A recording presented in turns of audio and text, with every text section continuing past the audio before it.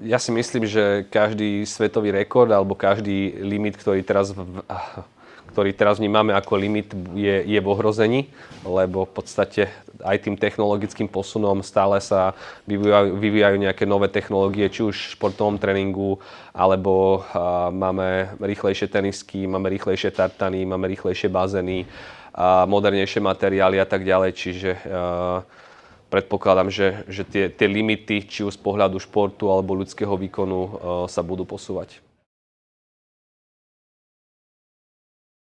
Vítame vás, milí diváci, v mene spoločnosti Fabulo na 9. medzinárodnej športovej konferencii v Banskej Bystrici. Naším hosťom je pán doktor Peter Lopata, ktorý je jeden z prednášajúcich tohto ročníka. Dobrý deň, zdravím vás a ďakujeme, že ste našli čas na náš rozhovor. Dobrý deň, ďakujem za pozvanie.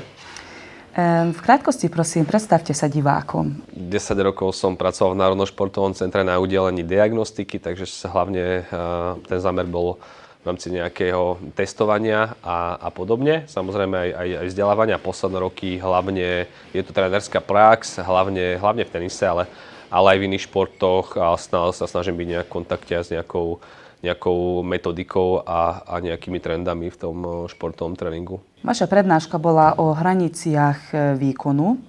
Kde sú podľa vás tieto limity?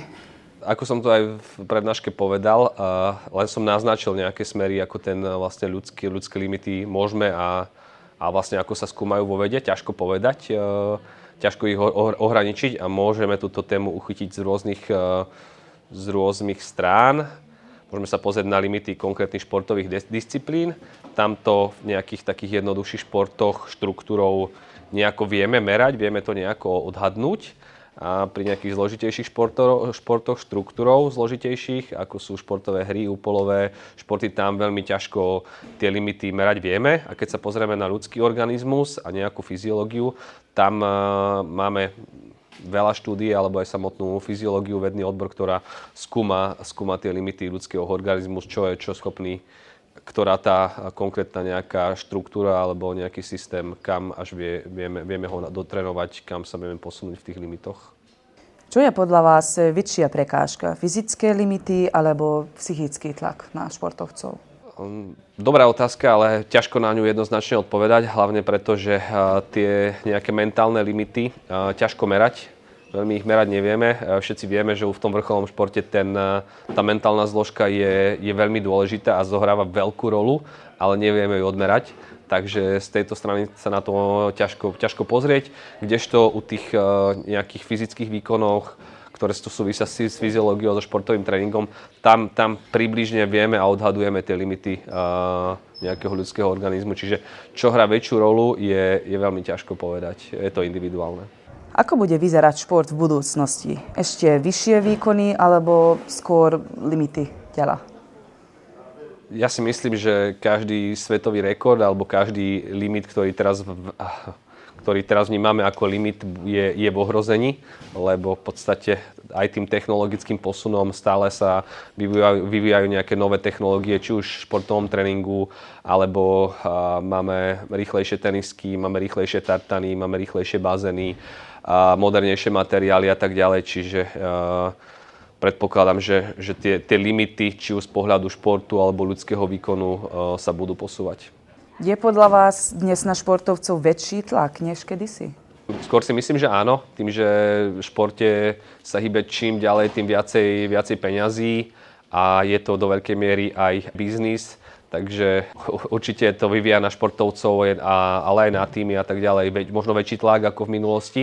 Nevravím, že v minulosti ten tlak na športovcov nebol, ale dneska vidíme napríklad skorú špecializáciu, skorú profesionalizáciu už u detí a toto myslím si, že je najväčšie riziko, vysoký psychický tlak už u mládežníkov, prípadne u detí. Ten vrcholový športovec už by mal byť na to pripravený.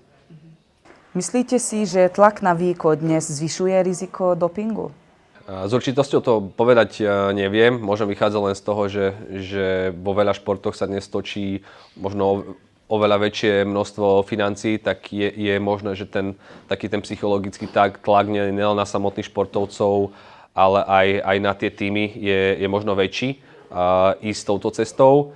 Ale v podstate ten doping tu bol aj v minulosti, dokonca je taká, teraz ma napadla taká štúdia, tuším ešte z 80. a 90. rokov, kde sa pýtali športovcov, či by vzali doping aj za cenu, doping, ktorý im zaručí, ja neviem, výhru na olympiáde aj za cenu, že by mohli potom zomrieť alebo nejaký mať zdravotný problém a pomerne vysoké percento športovcov odpovedalo, že áno, čiže není to len o tých financiách, ale prirodzene každý, kto v športe sa hýbe vrcholovom, tak chce siahať na tie najvyššie priečky a bohužiaľ sú aj športovci, ktorí sa rozhodnú vydať touto cestou.